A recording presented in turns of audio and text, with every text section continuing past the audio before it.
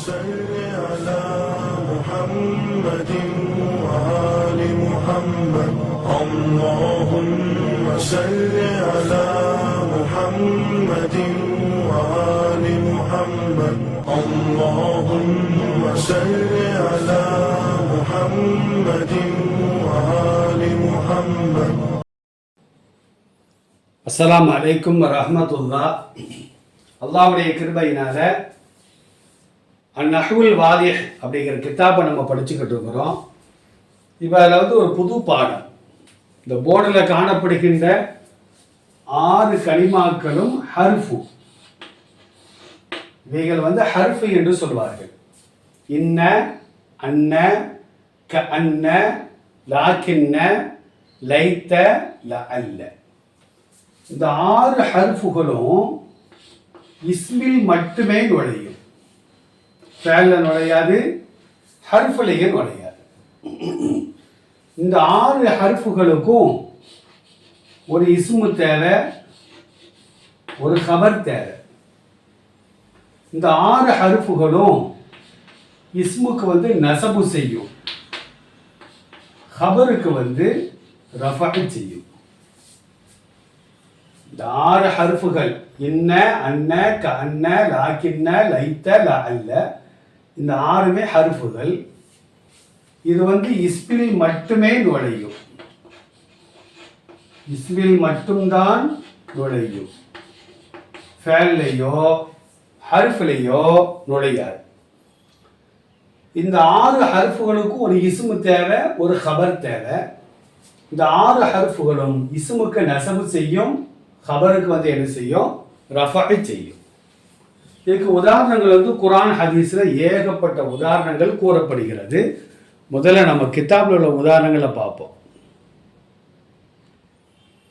இப்போ பாருங்க, இப்போ நம்ம ஒரு உதாரணம் போடுறோம். இப்போ பாருங்க, ஸைதுன் காயிமுன் இப்படின்னு இருக்குது. இப்போ நம்ம இன்னவை மட்டும் பார்ப்போம், இன்னவை மட்டும் நாம பார்ப்போம். இப்போ இந்த ஸைதுன் காயிமுன் இது முப்ததா, இது ஹபர். இப்போ இதுக்கு முன்னால் நம்ம இன்ன என்பதை போடுகின்றோம். இன்ன என்றால் நிச்சயமாக உறுதிப்படுத்துவதற்காக இந்த இன்ன என்பது வரும். இப்போ இன்ன நுழைஞ்ச பின்னால இங்க நசபு செய்யணும். இன்ன செய்தன் இங்க காயிமுன் தான். இப்போ முப்ததாவுடைய ஹபர் இல்லை, இது முப்ததா இல்லை, இது இன்னவுடைய இஸ்மு, இது இன்னவுடைய ஹபர், அப்படி போயிடும்.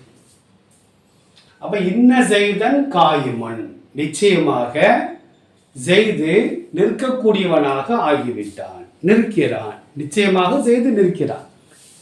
ஸைதுன் காயிமுன்னா ஸைது நிற்கிறான் அப்படிங்கிற அர்த்தம் மட்டும்தான் வரும். நிற்கிறானா இல்லையாங்கிற சந்தேகம் வரும்.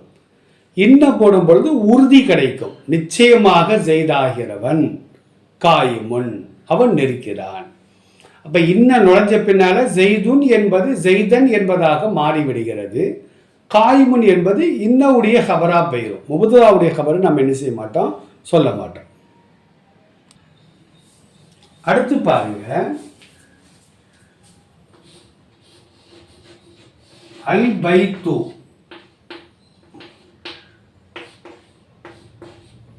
அல் பைத்து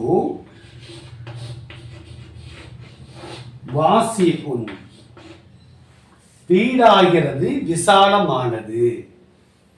இது முப்ததா, இது முப்ததாவுடைய ஹபர். வீடாகிறது, விசாலமானது. இப்போ முன்னால் நம்ம இன்ன என்பதை போடுகிறோம். இப்போ பைத்து என்பது பைத்தன் மாறிடும். இப்போ இது முப்ததா அல்ல, இது முப்ததாவுடைய ஹபர் அல்ல. இந்த இன்ன ஹர்ஃப தைக்கிதும்பா, இன்ன ஹர்ஃப தஅக்கீத். இது இஸ்மு இன்ன, இது ஹபரு இன்ன, அப்படி போயிடும். அப்ப இன்னல் பைத்த வாசிக்கும், நிச்சயமாக வீடு ஆகிறது, அது விசாலமானது. முதல்ல வீடு விசாலம் அப்படிதான் இருந்துச்சு. இப்ப இன்ன போட்ட பின்னால தஅக்கீத், நிச்சயமாக வீடாகிறது, விசாலமானதாக இருக்கும். இன்ன ஹர்ஃப தய்கீது அல் பைத்த இன்னவுக்கு இஸ்மு, அல் வாசிகுன் என்பது இன்னவுடைய ஹபர்.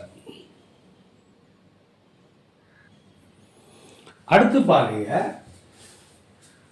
அல்லாஹு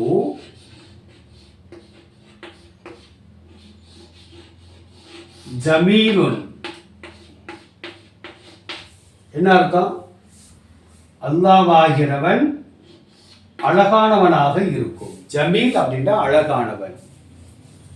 அல்லாஹ்வாகிறவன் ஜமீலுன் அழகானவனாக இருக்கும். இப்ப இன்ன என்பதை நம்ம முன்னால போடுறோம். இது ஹதீஸ்ல வரக்கூடிய வார்த்தை. இப்ப இன்னல்லாஹு அல்ல, இன்னல்லாக. இது முபததா அல்ல, இன்னவுடைய இஸ்மு. இது முபததாவுடைய கபர் அல்ல, கபரு இன்ன. அப்ப நிச்சயமாக அல்லாஹ்வாகிறவன் ஜமீலுன் அழகானவனாக இருக்கும்.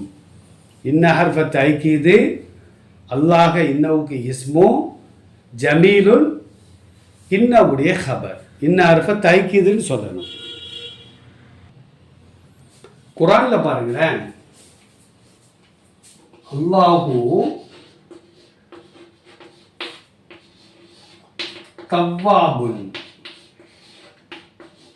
அல்லாஹ்வாகிறவன் பாவங்களை மன்னிக்கக்கூடியவன், தௌபாவை ஏற்றுக்கொள்பவன். இங்க பாருங்க, இன்னல்லாக, இன்னல்லாஹு அல்ல, இப்ப இன்னல்லாக தவ்வாபுன். தவ்வாபுர் ரஹீம்னு வருதுல குர்ஆன்ல. நிச்சயமாக அல்லாஹ் தௌபாக்களை ஏற்றுக்கொள்பவன், பாவங்களை மன்னிப்பவன். இன்ன ஹர்ஃப தய்கீது அல்லாஹ் இன்னவுக்கு இஸ்மு, தவ்வாபுன் என்பது இன்னவுடைய ஹபர். இன்ன ஹர்ஃப தய்கீது நிச்சயமாக அல்லாஹ் தௌபாவை ஏற்றுக்கொள்பவன். குர்ஆன்ல ஏகப்பட்ட உதாரணங்கள் வருகிறது. பாருங்க, குர்ஆன்ல வரக்கூடிய உதாரணங்களை பாருங்க. இன்னல்லாஹ கஃபூருன், மாதிரி இன்னல்லாஹ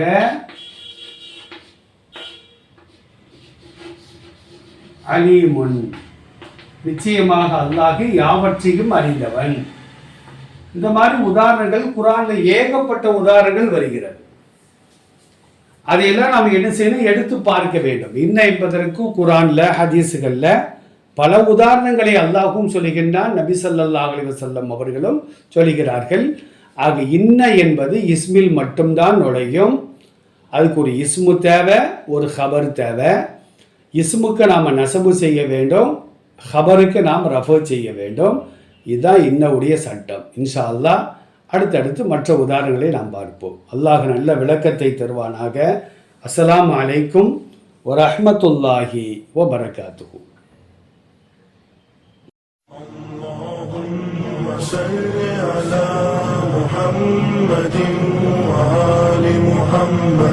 اللهم صل على محمد وآل محمد.